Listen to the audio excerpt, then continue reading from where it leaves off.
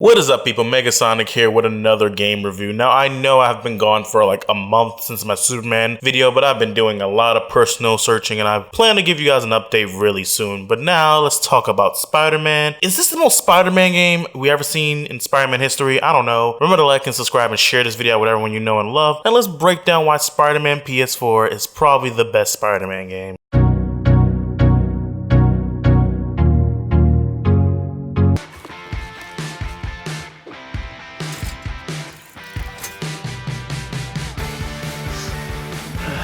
I want to say this and say this truly, I am a huge Spider-Man geek. Spider-Man is one of my favorite characters in the whole Marvel universe, or multiverse if that's the case, and this game really sheds light on what it really means to be Spider-Man. Now, I grew up watching the Sam Raimi films, I went through middle school and high school watching Andrew Garfield, and I went through college watching Tom Holland, and I can say none of these guys trump about what this game explores about Peter Parker's character, and I enjoy it to a T. Most Spider-Man games focus on trying to connect it to a movie or a TV show, but unlike this one, Insomniac Game decided to build a world in their game. They built their own particular Spider-Man world with its own lore and interesting tidbits, which I think most game developers should go into when they're creating a brand new experience for the player. Now, the story of Marvel Spider-Man is actually very detailed and thought out. I applaud them for not going with the usual origin story route, because now we have a Spider-Man that's in his prime who's been doing this for a very long time. Now, the story picks up 8 years after the notorious Spider Bite, where Spider-Man has already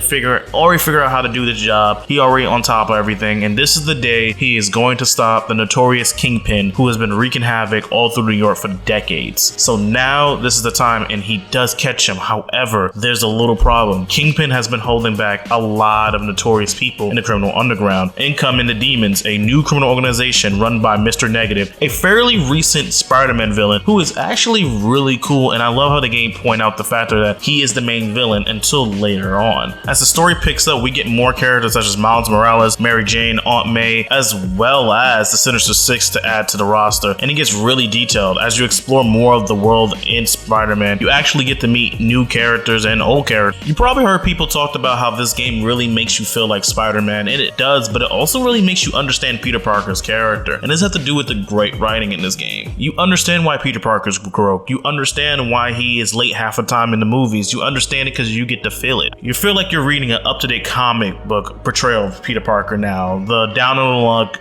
nice, good-hearted guy, but always is fucking broke. And that's why we like Spider-Man, because he's somewhat relatable to our own millennial sadness. The voice acting is really good. They pay attention to certain details, such as if you're swinging around Manhattan, Peter actually huffs and puffs because he's trying to swing and pay attention as well as talk on the phone. The characters sound more realistic, and that has to do with their facial models as well, with the motion cap being really authentic. These are some really good graphics, and even though some characters look kind of funky, I'm looking at you, Miles, you look weird, but other than that, graphics-wise, this game is really detailed. Wait, you don't think this has anything to do with Lee, do you?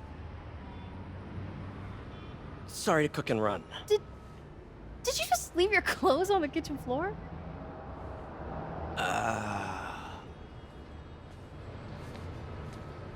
Now, I did talk about how the story makes you understand Peter Parker's character to a very detailed level. However, the gameplay makes you feel like Spider-Man on a very detailed level, right down to the swinging. If you take a picture and you just compare the swinging of, let's say, Spider-Man 2 and how it felt like there was momentum, and when every time you jump off, you got faster, and you dive down, you use more velocity, and you just kick off. That's in this game, and it really feels like, you can feel the retention of the web as you swing through. And it sounds like I'm hyping this up, but it really is. It does feel good in your hand as well as it looks good. The world is so detailed and so beautiful. This is probably one of the best graphics, and that has to do with the fact that Sony has put so much funding in this game to make it a exclusive. And if you're playing on PlayStation Pro, oh my god, it looks so good. It looks so beautiful. Even in combat, the movement of Spider-Man is so him to a T. It feels so personalized, and it feels like you are actually controlling Spider-Man fully. It doesn't feel like you're controlling a guy wearing a Spider-Man costume who has the same powers. It feels like Spider-Man. The movement, you slide under people, you kick, you just do all these types of crazy moves. You have different gadgets to use. You dodge bullets, you can throw rockets back at people. Oh my god, the different combos, the finishers, and saving people in cars and stuff. You just feel like the webhead, which is one thing Spider-Man fans like me enjoy. The world feels very lively. There's people on the street, and even when swinging around, you find different things to do. There's research stations where you can help Harry Osborn out, take down criminal organizations' hideouts. You can take on the Taskmaster's different challenges. You can take photos of landmarks around New York City, or you can even find bat paths that Peter Parker has left throughout New York throughout his years of Spider-Man, where have different memorabilia inside them. And I can say this is what adds on to the feeling of this being a universe, because each one has a certain story behind it, which Peter Parker voice acts out for you. And it's really detailed, and I enjoy that. Now here is my gripes about the game. 3 things. Number 1, combos are repetitive. They are very repetitive. Like, it's just square, square, square, square, square.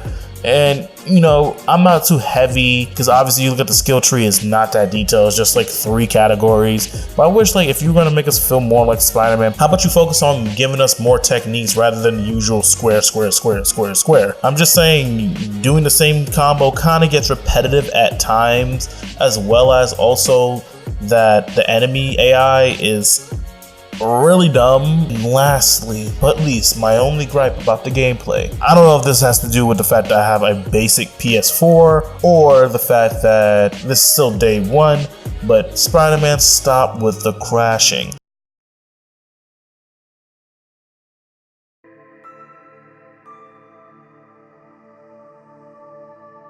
Fucking it! Oh, the fucking league! The whole product's going. I'm fucking enough. We're not playing PlayStation anymore. The whole fucking world.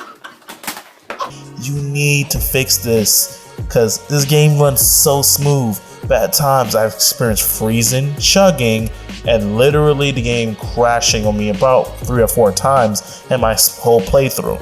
Now this doesn't happen too often, but this is something that can really kill a lot of people's experience. That job? Maybe.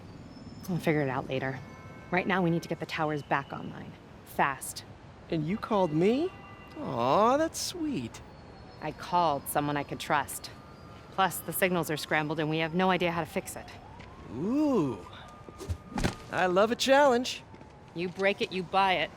Now, the one thing I want to talk about in this game is the fact that it does make you feel like Spider-Man. It covers all the boundaries. The story is written so well, and the voice acting, the character models are done so well that it feels like a real Spider-Man story. It doesn't feel like it's tacked onto some cartoon or TV show or movie. It feels real, and that's what makes me happy as a Spider-Man fan. The combat, the world feels really good. It flows very well. However, there are a few problems, such as repetitive combos, a really basic skill tree crashing, as well as weird AIs. But other than that, this is still my favorite Spider-Man game. So I would have to give Spider-Man a